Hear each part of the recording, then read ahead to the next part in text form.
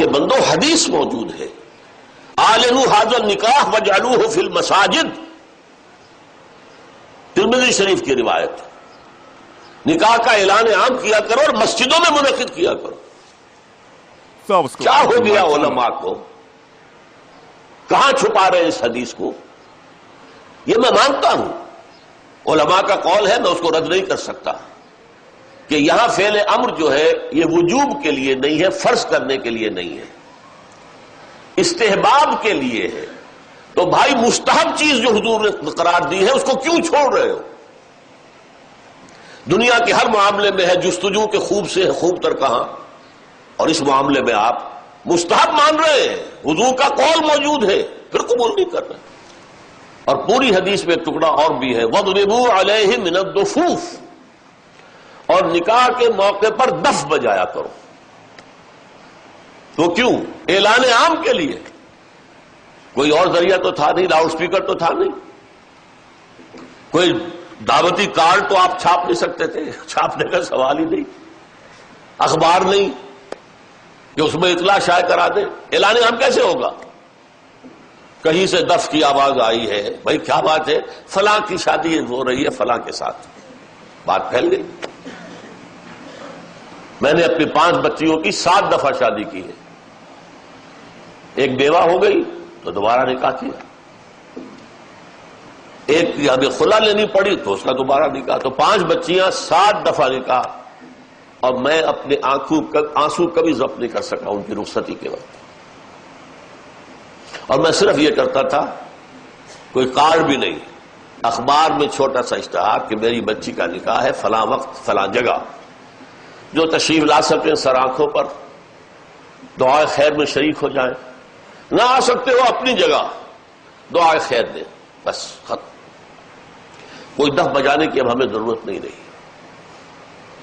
تو اعلنوا ھذا النکاح واجعلوہ فی المساجد، اعلان عام کیا کرو اور مسجدوں میں رکھا، اس پر تو ہم عمل کر سکتے ہیں۔ اس کا میں واقعہ آپ کو سنا دوں۔ میں نے یہ تحریک شروع کی تھی چیریٹی بگنز ایٹ ہوم جب میرے سب سے چھوٹے بھائی کی شادی کا موقع آیا 1973 میں۔ سرگودے ہمیں جانا تھا، 4 آدمی ہم گئے تھے، جن میں سے ایک ہماری والدہ تھی، اور وہاں مسجد میں نکاح، اور ہم نے وہاں کوئی دعوت طعام کہہ دیا تھا کہ ہرگز نہیں ہوگی۔ ہم لاہور سے آ رہے ہیں، آپ کے گھر میں بیٹھ کے مہمان ہوئے کھانا کھا لیں، کوئی وہاں دعوت عمومی نہیں ہوگی، نکاح مسجد میں ہوگا۔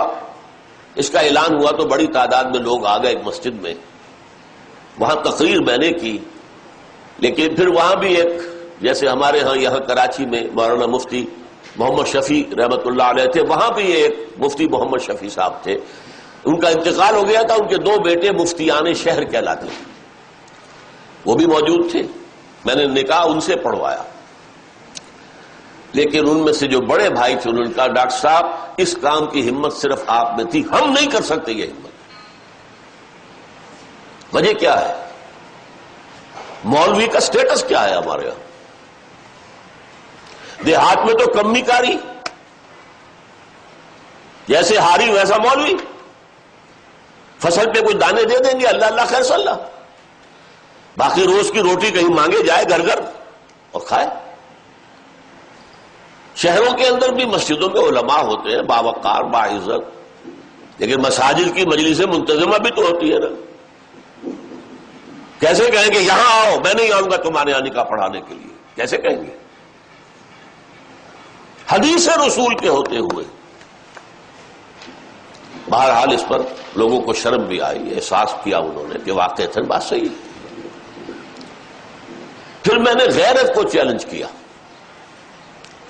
دیکھو عیسائیوں میں اب تک یہ رسم موجود ہے، انہوں نے اپنے چرچ اور پادری کی یہ عزت برقرار رکھی ہے کہ شہزادی کی شادی ہو یا شہزادے کی ہو چرچ میں ہوگی۔ کوئی پادری ان کا بغل میں کتاب دبا کر بیٹھا ہوا انتظار نہیں کرے گا کہ عصر کا وقت تھا نکاح کا، بیٹھے مولوی صاحب ابھی بارات نہیں آئی، بیٹھے بیٹھے سوکھ رہے ہیں۔ وہ پہلے 30 40 50 روپے مل جاتے تھے، اب 300 400 500 مل جائیں گے، اور کیا ہوگا؟ اور وہاں کیا ہوتا ہے؟ شہزادہ یا شہزادی چرچ میں آؤ، پادری کے سامنے کھڑے ہو کر ایجاب و قبول کر. بہرحال چرچ کی یہ حیثیت آج تک ہے، ہمارے یہاں نہیں، ختم. مولوی کا نہ مقام اور نہ اس کی حیثیت. تیسری بات میں نے یہ عرض کی کہ دیکھیے نکاح سے ایک نئے خاندان کا وجود آپ کے معاشرے میں ہوگا، اللہ اولاد دے گا، ایک خاندان وجود میں آئے گا. اس خاندان کے لیے دعا کی جاتی ہے، اے اللہ اس نکاح میں دین و دنیا کی سعادت اور برکات عطا فرما. وہ دعا کا ماحول ہوتا ہے. آپ نے اعلیٰ ترین سنہری قسم کے شامیانے تان دیے اور فرش میں آپ نے قالین بچھا دیے، صوفے لگا دیے، لیکن وہاں کیا ہوتا ہے؟ سگریٹیں پی جا رہی ہے، دھواں ہے، کہہ لگ رہے ہیں، غیبتیں ہو رہی ہیں، پھر یہ کہ کوئی بھانڈ آ گئے تو فحش گوئی ہو رہی ہے، اور ایک کونے میں بیٹھا ہوا بیچارہ مولوی کچھ من من من من من من کر کے پڑھتا ہے جیسے کہ صرف دولہا کو سنا رہا ہے کچھ، اور پھر کہتے دعا مانگ لے. تو دعا کیا خاک مانگ لے؟ دعا کا ماحول ہوتا ہے، کوئی اللہ کے طرف توجہ ہو، کوئی رجوع ہو تو دعا مانگی جاتی ہے. لہذا اس دعا کا ماحول بھی جو مسجد میں ہے وہ اور کہیں نہیں. چوتھی چیز یہ بھی غیرت کو جگانے والی ہے. اگر حضور کی بیٹیوں کے نکاح مسجد میں ہوئے تو کون مسلمان ہے جو کہہ سکے میری بیٹی زیادہ باعزت ہے فاطمہ سے رضی اللہ تعالی عنہ؟ میری بیٹی کا نکاح مسجد میں کیسے ہو؟ آخری چیز، اور یہ اصل میں اس ازدواجی رسم کے ضمن میں جو اہم فلسفہ ہے وہ میں بعد میں بیان کروں گا. کس قدر بچت ہو گئی.